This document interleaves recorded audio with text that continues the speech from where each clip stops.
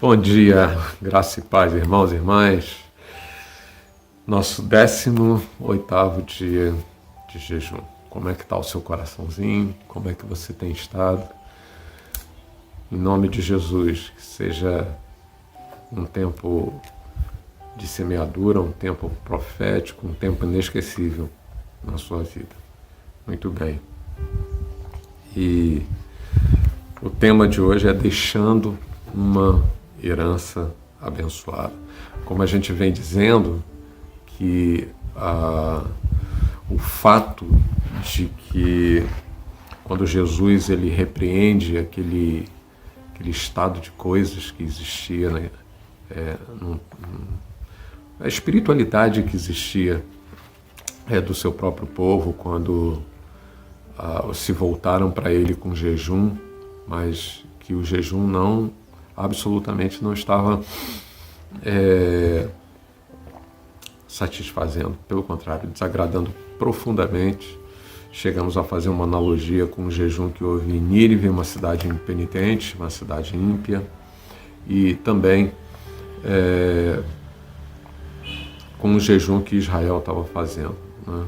Lá em Nínive, Jesus respondeu ao jejum que fizeram, houve arrependimento. É o que basta para que o coração de Deus seja movido em favor de uma pessoa, de um ministério, de uma nação, de um povo. Um coração quebrantado e contrito não despreza o Senhor,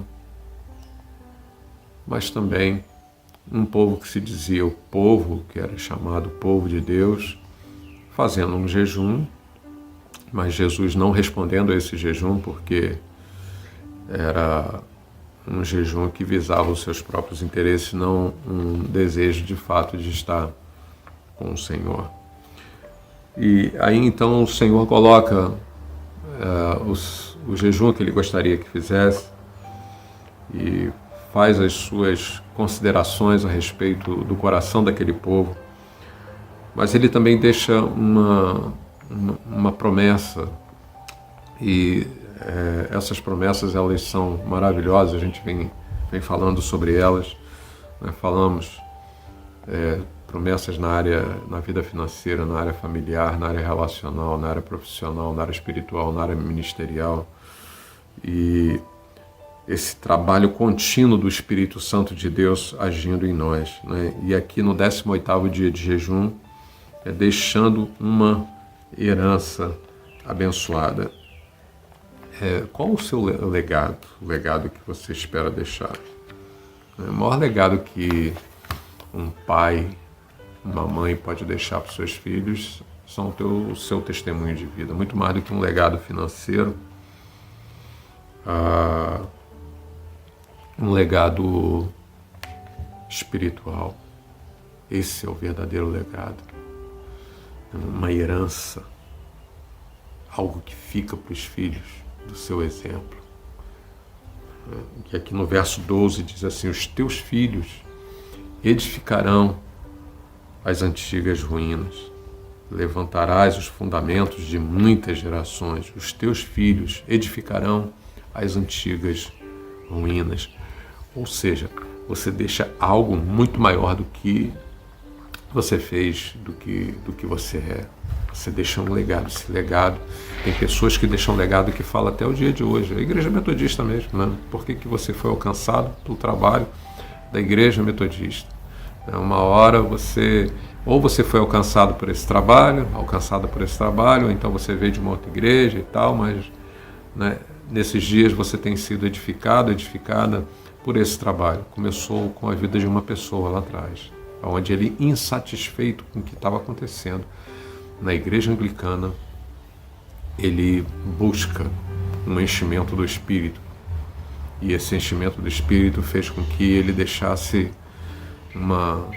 deixou aquela vida religiosa que ele tinha e deixasse um legado extraordinário para todos nós. E aí a palavra de Deus nos alcançou através desse legado que ele deixou. Então, a área central, vamos fazer um exemplo aqui, das grandes cidades brasileiras, tem se caracterizado pela existência de casas, de muitos prédios antigos, abandonados, sujos, destinados muitas vezes para usos inconvenientes, né, de pessoas que fazem, são poceiros e que usam até para outros fins, que são muito inconvenientes e muito nocivos, são fins nocivos para a nossa sociedade.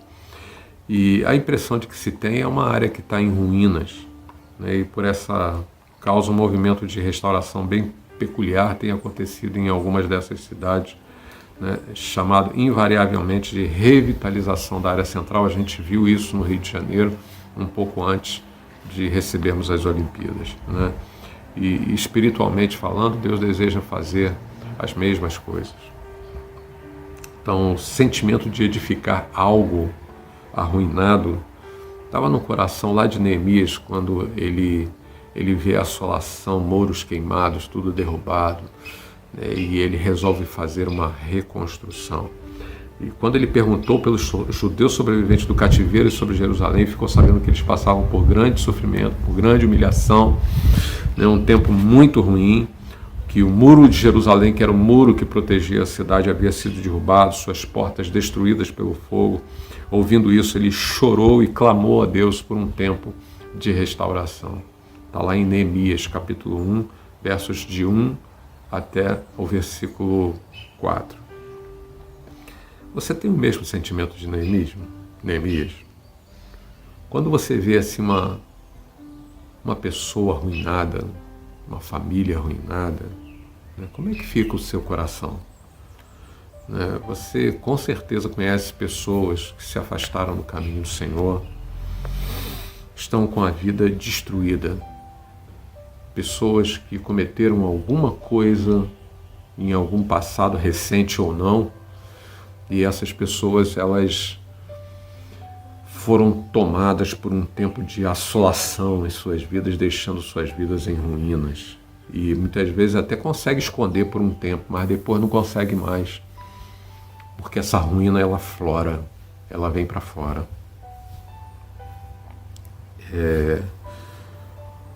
Hoje existe mesmo até igrejas que foram arruinadas,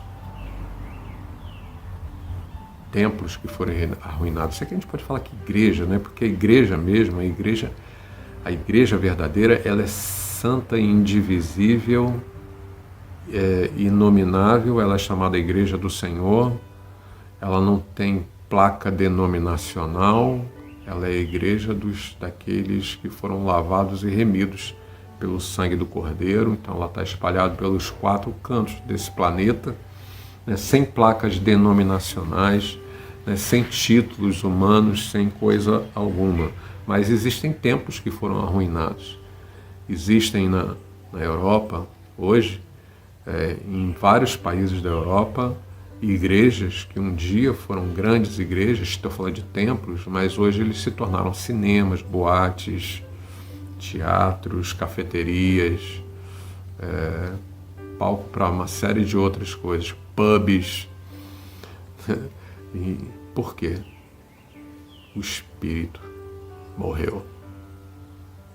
Deixaram. Foram morrendo na sua religiosidade, como se religiosidade pudesse lutar contra o pecado. Não pode, não. O pecado, ele é uma lei. Depois, mais tarde, a gente vai falar sobre isso. Em Romanos, capítulo 6, 7, 8, vamos falar sobre a lei do pecado. E é muito forte isso, né? Então, religiosidade.